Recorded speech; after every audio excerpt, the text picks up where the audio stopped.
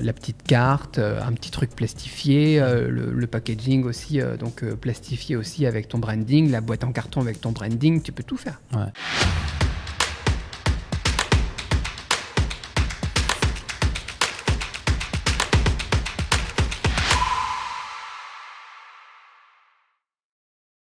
Donc, pour quelqu'un qui veut, comme je disais, vendre en France, donc il veut avoir un stock en Belgique, est-ce que les produits que tu envoies là-bas, est-ce qu'ils sont déjà dans des packaging? Est-ce qu'ils sont déjà emballés, tout ça? Ou est-ce que l'emballage se fait en Belgique? La main-d'œuvre est très chère en Europe.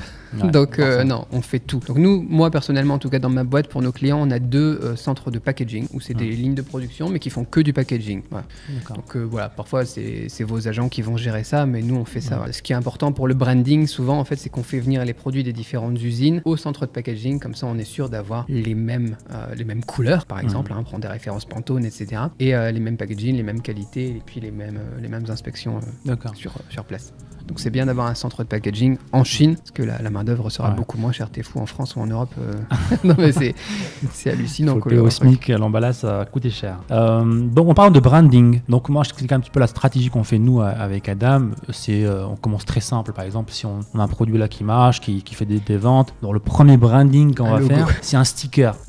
Un sticker. Même pas un logo. Enfin, le logo, il est sur le sticker. Le sticker, il est sur le produit ou sur l'emballage, même des fois. Donc des fois, changer l'emballage aussi, rajouter une carte de remerciement, et c'est vraiment l'étape 1. Ça finit ici. Ok, moi j'ai pas fait beaucoup de stickers. Après, ils font des très bons stickers maintenant en Chine, des trucs où t'as l'impression que c'est embossé dessus et tout, c'est pas mal. Sinon, ce qu'on fait, nous, c'est pas la série graphique, ça s'appelle, mais c'est de l'impression, donc une couleur ou quadricolore d'un logo directement sur le produit. Les stickers, ça peut faire un peu de chips, mais ça dépend des stickers. Maintenant, ils font des trucs super bons. C'est effectivement la première étape, mais après, tu peux tout faire.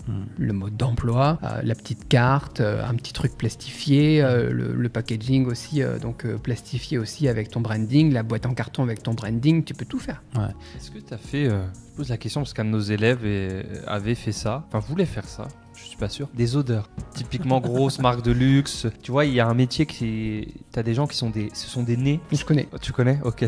Ce sont des nez et il voulait avoir son odeur dans son produit à l'ouverture pour l'expérience client et tout. Mais logistiquement, comment ça se goupille ça? J'ai jamais fait ça personnellement, mais moi je le mettrais sur la ligne de production et puis un petit coup d'un truc qui a une odeur et puis c'est parti lors de l'emballage, quoi. Ouais. Voilà. Arrête de plus réserver des trucs de luxe, j'imagine que.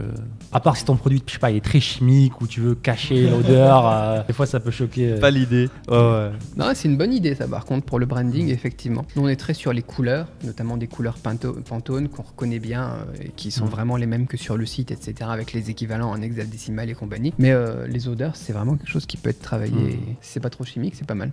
Donc si là, aujourd'hui, imaginons que j'ai un produit, je l'achète chez un fournisseur, moi chez mon agent, 10 € pour arrondir les choses. À combien ça me coûterait d'avoir ce niveau 1 de branding, en fait, d'avoir mon logo sur le produit, une carte de remerciement, un emballage, en carton. Le logo, généralement, tu vas être à 0,1 yuan si tu fais un logo, une couleur simplement, comme 10 centimes de yuan. Ça fait quoi? Ça fait 6 centimes d'euros, un truc comme ça. Le carton, l'emballage carton, en fonction de la qualité du carton, ça coûte cher maintenant. Donc là, ça peut revenir cher. T'avais dit quoi d'autre? La petite carte. La petite carte, ça vaut rien. Ouais. Donc c'est par terre, ça. Tu les trouves par terre, ça. On n'est même pas à 50 centimes, quoi, non? Au total. Ça dépend de la taille du carton. En fait, ce qui va coûter le plus cher, ça va être le carton personnalisé, éventuellement qui sera plus épais que ce que les Chinois font, la boîte de l'emballage, qui là peut coûter cher. Si tu fais de l'aspirateur, par AliExpress, exemple, on ne vend pas de carton, donc t'as déjà. Ça dépend. Tu as AliExpress. Moi, je pense aux aspirateurs qu'on avait fait. Le carton personnalisé, ça nous a coûté une blinde quand même. D'accord. Mais si on a juste un carton simple, classique, pour quelqu'un qui veut juste avoir un produit qui arrive. Oui, ça peut être pas dans un sac poubelle, quoi. Attention, parce que si tu fais ça aussi, du coup, le shipping va changer aussi. D'accord. Tu pourrais expliquer un petit peu plus ça, pourquoi ça va augmenter? Le poids volume, en fait. Ouais. Quand tu fais de l'aérien, si tu fais du shipping directement de ton entrepôt en Chine, c'est comme si tu faisais de l'aérien avec DHL ou avec du shipping aérien en fret. Et ils prennent pas le poids, en fait, là. Ils prennent le poids volume. Et ce qui est le moins intéressant pour toi, c'est ce que tu payeras. Donc plus ton truc il est volumineux, mais pour ceux qui travaillent avec Amazon FBA ou n'importe quoi aussi, ils connaissent, plus ton truc il est volumineux, si ça rentre pas dans la boîte toilettes, etc., plus c'est cher, quoi. Et là, ça sera la même chose. Donc bon, après, ça peut valoir le coup, hein, au niveau de l'expérience client, au niveau de la qualité et tout, de l'effet waouh quand les gens reçoivent le produit, et puis comment est-ce que ça te génère derrière du bouche à oreille. Ça peut être un très bon investissement pour valoriser la société aussi, là aussi, tu vois. Mais c'est un surcoût, en fait, qu'on néglige souvent aussi, c'est le fait de faire un packaging plus solide, plus épais, plus gros par rapport à un polybag tout pourri, tu vois. Ça génère des frais en shipping aussi.